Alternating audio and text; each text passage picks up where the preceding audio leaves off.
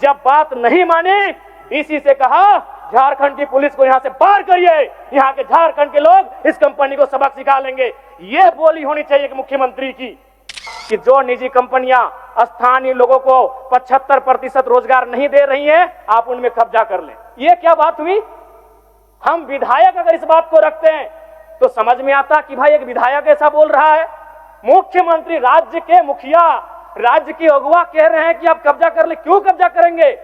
इनका मनोबल इतना बढ़ा देना चाहिए कि ये हमारे जो राज्य सरकार का निर्णय था कि स्थानीय युवाओं को 75% आरक्षण दिया जाएगा निजी कंपनियों में, उसके खिलाफ ये कोर्ट चले गए।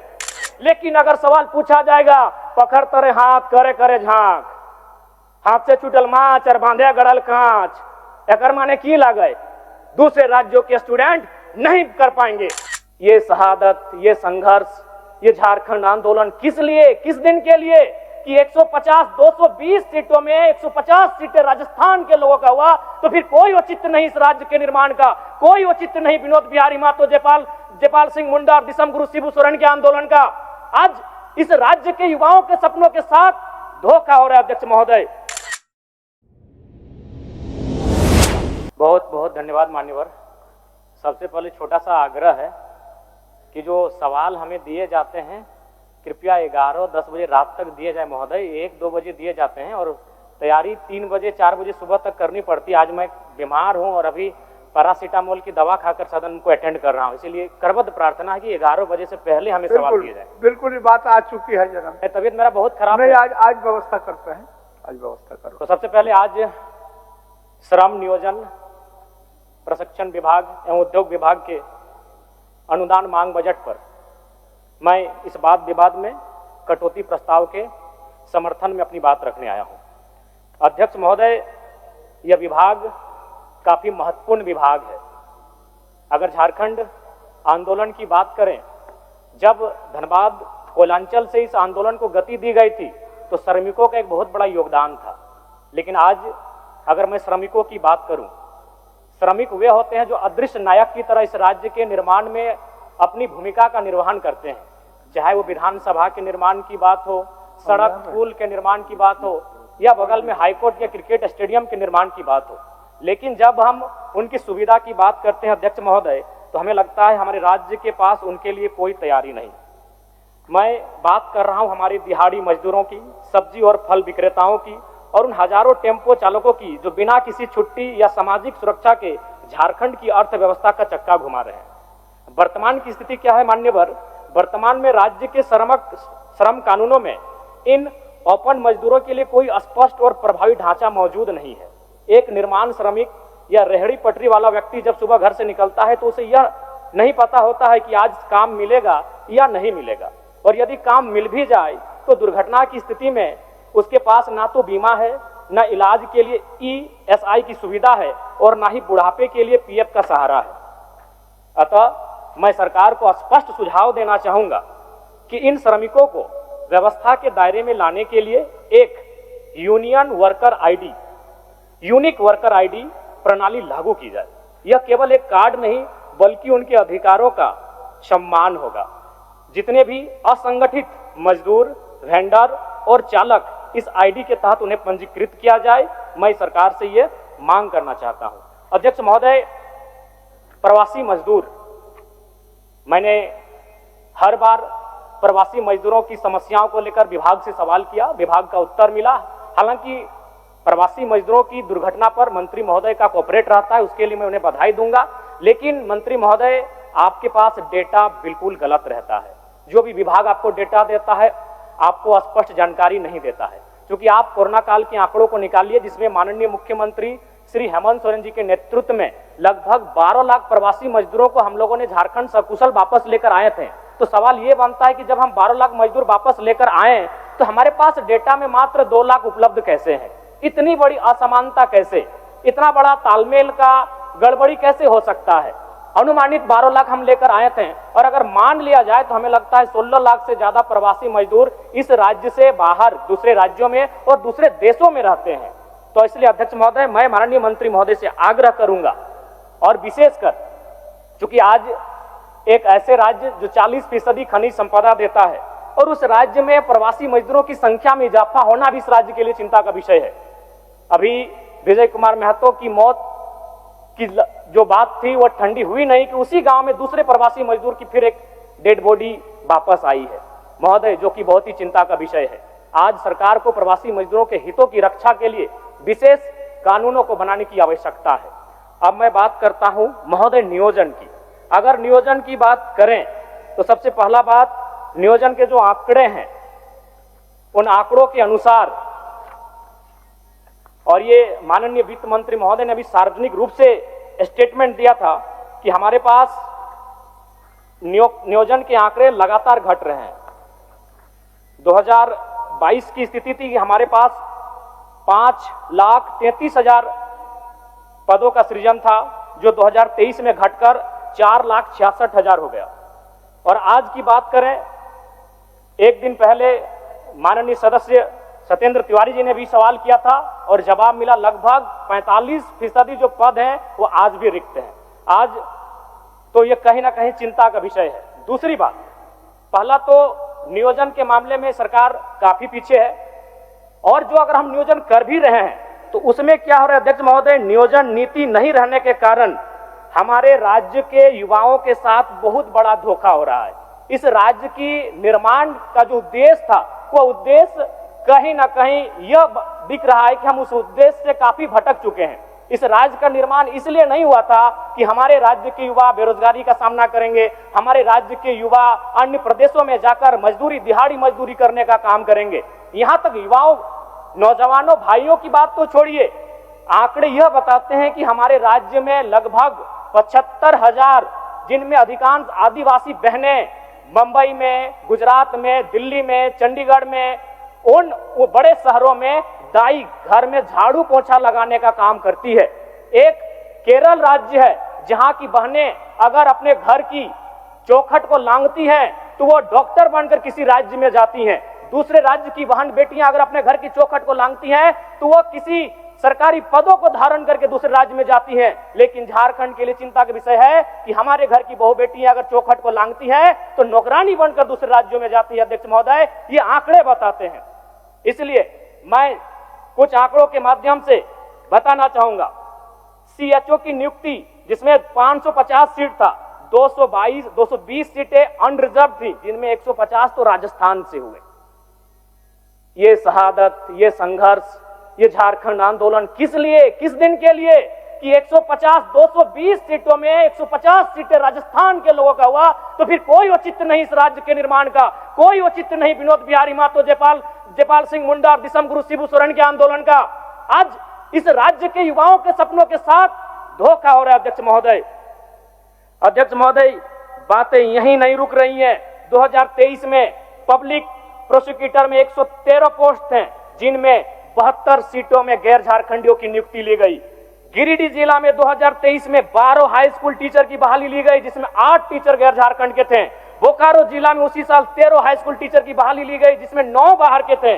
2022 में जेपीएससी के द्वारा 232 सीटों में 125 अनरिजर्व थे, जिसमें 82 गैर झारखंड के थे। अध्यक्ष महोदय, ये महज आंकड़े नहीं, इस राज्य की एक शर्मनाक स्थिति को बता रहा है कि हमारे पास क्या प्लानिंग है, हमारे पास क्या तरीके हैं कि हम इन चीजों को रोक सकें। 2024 में जेपीएससी के द्वारा 28 टाउन प्लानर की नियुक्ति हुई, जिसमें 17 गैर झारखंड के हैं।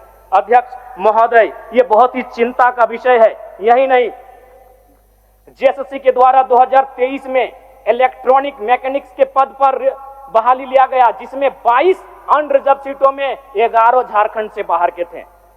जेएसएससी के द्वारा 2023 में ड्राइंग प्रशिक्षण पदाधिकारी के पोस्ट पर नियुक्ति ली गई, जिसमें 43 अनरिजर्व सीटों में 22 गैर झारखंड के थे। 2023 में पुनः जेएसएससी के द्वारा फीटर की बहाली ली गई, जिसमें 91 अनरिजर्व सीटों में 24 गैर झारखंड के थे। 2023 में पुनः जेएसएससी के द्वारा वायरमैन की बहाली ली गई, जिसमें 5 अनरिजर्व सीटों में 4 गैर झारखंड के हुए। 2023 में जेएसएससी के द्वारा पुनः वेल्डर पोस्ट की बहाली ली गई और इस बार 46 अनरिजर्व सीटों में 16 गैर झारखंडों की नियुक्ति ली गई। 2023 में पुनः इलेक्ट्रीशियन के पद पर जेएससी के द्वारा बहाली लिया गया और इस बार 93 अनरिजर्व सीटों में 29 सीटें गैर झारखंडियों को गई अध्यक्ष महोदय, जो कि चिंता का विषय है। अध्यक्ष महोदय, अब इसमें बात आता है भारत के संविधान का, भारत के कानूनों का। क्योंकि भारत का संविधान जो कि कहता है 16(2) हम धर्म, जाति, नस्ल, लिंग, वंश, जन्मस्थान या निवास स्थान के आधार पर सरकारी नौकरियों में भेदभाव नहीं कर सकते हैं। मैं भारत के संविधान का सम्मान करता हूं, लेकिन इसमें कहीं नहीं लिखा है कि हम भाषा के आधार पर भेदभाव नहीं कर सकते हैं। अध्यक्ष महोदय, राज्य सरकार को चाहिए कि जिला नहीं, अगर संभव हो तो प्रखंड में जाकर भाषा का चयन किया जाए और भाषा के आधार पर परीक्षा लिया जाए। भारत का संविधान कहीं आड़े नहीं आएगा, क्योंकि भारत का संविधान भाषा की बात नहीं करता है। भारत का संविधान धर्म, जाति, लिंग, नस्ल, जन्म स्थान और निवास स्थान की बात करता है। इसलिए अध्यक्ष महोदय, मैं सरकार को यह सुझाव देना चाहूंगा, अगर आपसे जिला स्तरीय नहीं हो पाता है तो आप प्रखंड में जाइए और वहां कौन सी भाषा बोली जाती है उस भाषा के आधार पर परीक्षा लीजिए। अध्यक्ष महोदय, मैं एक छोटा सा उदाहरण देता हूं। अगर परीक्षा में यह पूछा जाएगा कि आंख का तारा का मतलब क्या होता है, तो इस सवाल को उत्तर बंगाल के स्टूडेंट भी देंगे, बिहार के स्टूडेंट भी देंगे, गुजरात और राजस्थान के भी स्टूडेंट देंगे। लेकिन अगर सवाल पूछा जाएगा पकड़ तरे हाथ करे करे झांक, हाथ से छूटल माछ और बांधे गड़ल कांच, एकर माने की लगे, दूसरे राज्यों के स्टूडेंट नहीं कर पाएंगे। और दूसरी बात, सिलेबस सेट करना जेपीएससी जेएससी का अधिकार क्षेत्र में आता है और जेपीएससी जेएससी को मंतव्य देना सरकार के अधिकार के क्षेत्र में आता है। तो आप उनको ये मंतव्य दीजिए कि ज्यादा से ज्यादा जो परीक्षा ली जाए वो हमारी भाषाओं में ली जाए। उदाहरण के लिए, मंगरी यार बुधनी ढेकिया कुटेले गेल हले, ढेकिया कुटते कुटते कानी मुनी उंगरिया कुटाए ले। ये दूसरे राज्यों के अभ्यर्थियों को समझ में नहीं आएगा। उनसे ये पूछा जाए कि घैला और पैला में अंतर क्या होता है, दूसरे राज्य के अभ्यर्थियों को ये समझ में नहीं आएगा। आप अगर उनको सिलेबस देंगे तो सिलेबस को कोई भी याद कर सकता है, उन्हें सिलेबस नहीं, जो हम लोग गांव में होता है, जो हमारी संस्कृति में होता है, जो हमारी परंपराओं में होता है, उनके आधार पर परीक्षाएं ली जाएं। और नहीं तो ये मैया सम्मान योजना की राशि मैं सराहना करता हूं सरकार की, लेकिन कब तक बांध के रखेगी हमारे नौजवानों को और हमारी उन माओं को जिनको आप 2,500 रुपए दे रहे हैं, लेकिन उन्हीं की बेटों और बेटी की नौकरियां जो 50,000, 70,000, 90,000 आप दूसरे राज्यों को बेचने का काम कर रहे हैं, ये कब तक बांध के रख पाएगी अध्यक्ष महोदय। इसलिए मैं सरकार को सीधा सुझाव देना चाहूंगा और विशेषकर चूंकि मेरी आयु कम है, मैं पहली बार सदन में आया हूं और मैं चाहूंगा कि विभागीय मंत्री के साथ साथ मैं संसदीय कार्य मंत्री का बहुत आदर करता हूं, मेरे इस बात को थोड़ा ध्यान से सुने मंत्री महोदय। क्या यह संभव है 60-40, आप उसे 60-40 के स्थान पर 60-20-20 कर दें। 60 यानी जो हमारा ओबीसी, एसटी, एससी और ईडब्ल्यूएस का रिजर्व कोटा है और 20 जनरल 1, जनरल 2। क्या ये, अभी मत कुछ कहिएगा क्योंकि मेरा लय मत खराब कीजिएगा, बीच में मैं आपसे जानना चाहूंगा क्या यह संभव है जनरल 1, जनरल 2। जनरल 1 में केवल झारखंड के जनरल होंगे और जनरल 2 में झारखंड के अलावा पूरे भारत वर्ष के जनरल सामान्य अभ्यर्थियों को मौका क्या दिया जा सकता है, क्या ये संभावनाएं हो सकती हैं? मैं माननीय संसदीय कार्य मंत्री के संज्ञान में ये देना चाहूंगा अध्यक्ष महोदय। इसलिए आज इस राज्य को अगर आवश्यकता है तो नियोजन नीति की आवश्यकता है।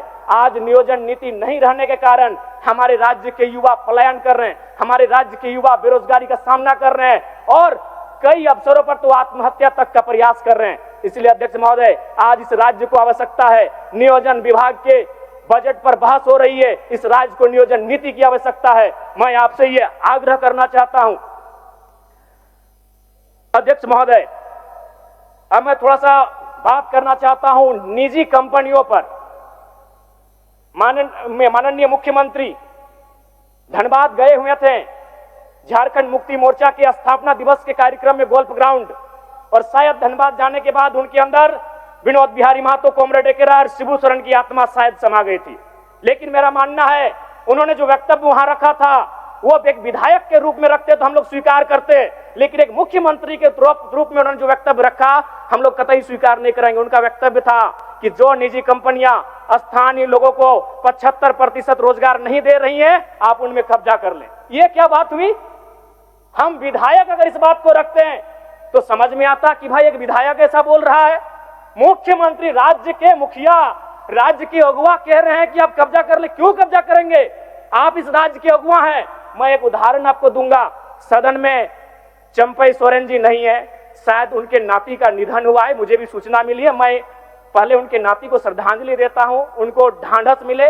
एक घटना याद कराता हूं, माइथेन की, एमपीएल की, बहुत ही शक्तिशाली प्रोजेक्ट है जो महाराष्ट्र से संचालित होती है। एक आदिवासी नौजवान का मृत्यु हुआ था दुर्घटना के कारण। हम लोग 6 दिनों से धरना पर बैठे थे और नियोजन की मांग कर रहे थे, मुआवजा की मांग कर रहे थे। कंपनी ने स्पष्ट कह दिया कि ना नियोजन मिलेगा ना मुआवजा मिलेगा। चंपई सोरेन जी गए, उन्होंने महाराष्ट्र में बैठे अधिकारी को फोन लगाया। जब बात नहीं मानी, डीसी से कहा झारखंड की पुलिस को यहां से बाहर करिए, यहां के झारखंड के लोग इस कंपनी को सबक सिखा लेंगे। यह बोली होनी चाहिए कि मुख्यमंत्री की। चंपई सोरेन जी ने स्पष्ट कहा कि अगर ये कंपनी हमारी बात नहीं सुन रही है तो इसे, यहां डीसी को उन्होंने सीधे निर्देश दिया हमारे सामने, धनबाद डीसी को, कि आप जितना भी झारखंड पुलिस यहां तैनात है सबको बाहर करिए। अगर ये हमारी जमीनों पर खड़ा होकर हमारी बात नहीं सुनता है तो यहाँ के लोग इसे देख लेंगे। इसलिए ये मुख्यमंत्री का बयान नहीं होना चाहिए कि आप कब्जा कर लें। मुख्यमंत्री का बयान ये होना चाहिए, अध्यक्ष महोदय, उनका नीति नियम बनाने का बयान होना चाहिए। आज पिछले 1.5 सालों से निजी कंपनियों में 75% के आरक्षण को न्यायालय में चुनौती दी गई है। किसने दिया है? Jharkhand small industry Adityapur small industry Kolhan और एक लघु उद्योग भारती। कहां के हैं पता करिए, सारे के सारे गैर झारखंडी हैं। तो क्या इनका मनोबल इतना बढ़ा देना चाहिए कि ये हमारे जो राज्य सरकार का निर्णय था कि स्थानीय युवाओं को 75% आरक्षण दिया जाएगा निजी कंपनियों में, उसके खिलाफ ये कोर्ट चले गए।